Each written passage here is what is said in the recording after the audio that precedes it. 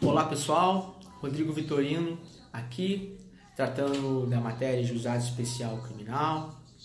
O professor precisa fazer algumas considerações iniciais para os senhores a respeito dessa dinâmica, dessa aula à distância, explicando as razões pelas quais o professor aqui nesse vídeo vai recapitular alguns pontos trazidos em sala de aula. Alguns pontos já trazidos em sala de aula, os senhores ouvirão e perceberão na minha fala que eu os retratarei.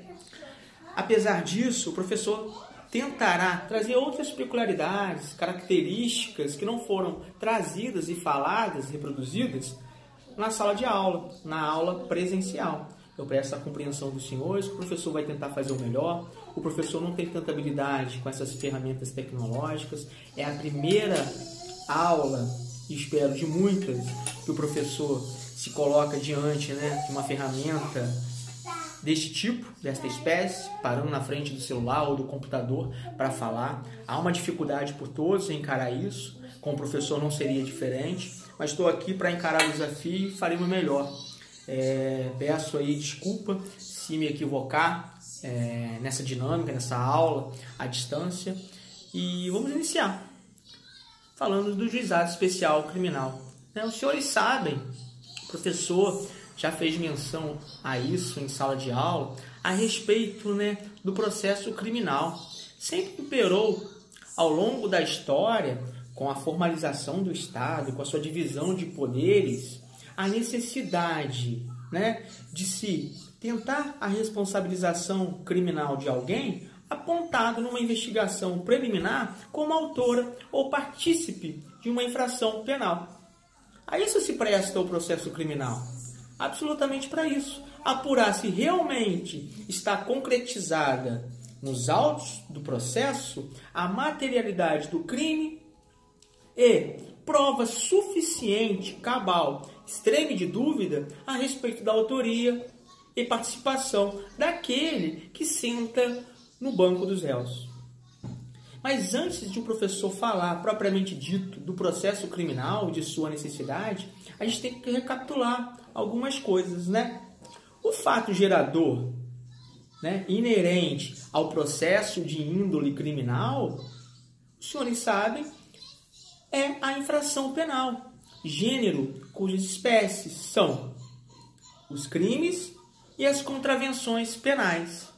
O diploma mais marcante, mais peculiar, com o maior número de dispositivos que criminaliza comportamentos, é o Código Penal, o Estatuto Penal Brasileiro.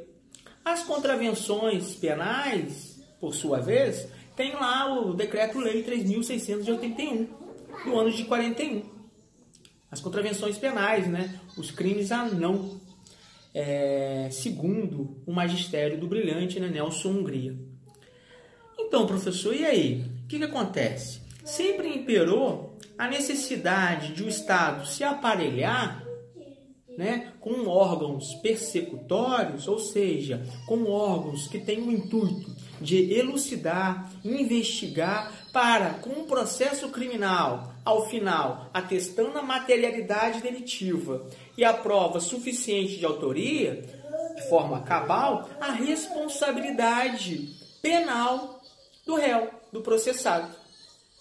Nunca foi facultada ao Estado a possibilidade de renunciar esse direito. Por quê?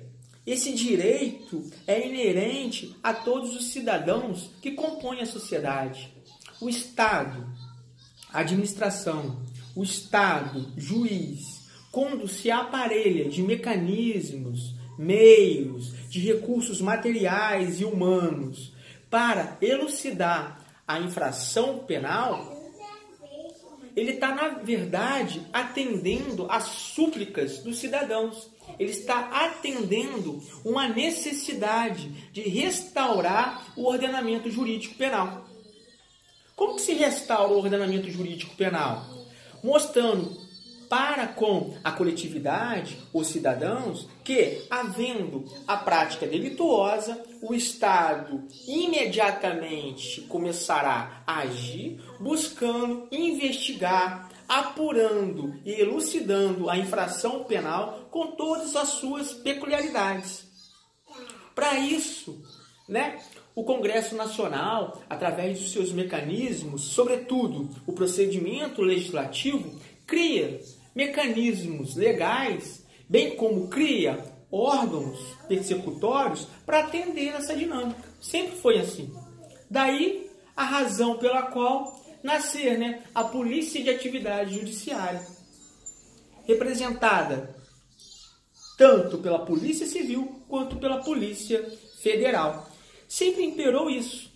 Houve a consumação ou a tentativa de uma infração penal, há o poder-dever do Estado movimentar todo o seu aparelho para buscar apurar, elucidar aquela infração penal, documentando nos autos do procedimento investigativo, sobretudo o inquérito policial, essa dinâmica que decorreu do fato gerador, a infração penal. Crime de um lado ou contravenção penal do outro. É a isso que se serve o processo criminal. Essa dinâmica do poder-dever, esta obrigatoriedade do Estado em movimentar seu aparelho, a sua estrutura, suas ferramentas, os seus agentes públicos, seus serventuários, fez culminar aquilo que a doutrina e a jurisprudência entendem como uma justiça criminal conflitiva ou justiça criminal conflituosa. Por que conflitiva ou conflituosa? Porque existem duas pretensões nessa dinâmica trazida pelo fato gerador, o fato criminoso. A primeira pretensão é a pretensão do Estado, a pretensão acusatória.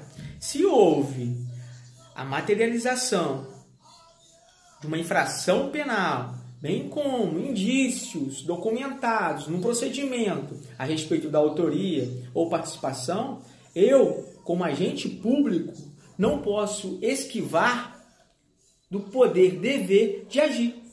Eu devo movimentar todo o aparelho estatal para buscar a responsabilização criminal daquele infrator, cujo auge desta movimentação da máquina estatal é a penalização, que sempre foi a política do Estado, ainda que atrelada, essa política ao Estado democrático, mas sobretudo nos Estados totalitários, buscando o quê? O sofrimento daquele que praticou a infração penal. Era um instrumento, o Estado há muito tempo se serviu do processo criminal como meio de vingança. Atingiu o quê? Ao término do processo criminal, a vingança. Eu devo retribuir o mal causado pela prática delituosa. Eu, como Estado, eu tenho que dar exemplo, buscando toda uma dinâmica contra o algoz da sociedade, contra o inimigo da sociedade, ou, em tese, criminoso, dando exemplo. Você que, em tese, praticou uma infração penal, eu vou, enquanto Estado, movimentar todo o meu aparelho, todo o meu recurso humano, material, para te ver atrás das grades. Esta sempre foi a política criminal adotada mediante um instrumento denominado processo criminal, processo penal. Mas e aí? Com o avançar dos tempos, foi se aprendendo o seguinte: será que toda infração penal que gere repercussão social, essa repercussão social atinge os interesses da coletividade? A coletividade deve manter-se em paz, deve haver a pacificação social. Por isso, a tipificação de comportamentos delituosos. Será que toda infração penal que gera essa repercussão social negativa deve ser reprimida mediante um processo criminal custoso para com a sociedade? Gera custos você movimentar a máquina estatal, gera custos você aparelhar o Estado através de uma atividade persecutória, a atividade investigativa e elucidativa. Daí porque o professor, no próximo vídeo, vai explicar para os senhores essa nova dinâmica trazida.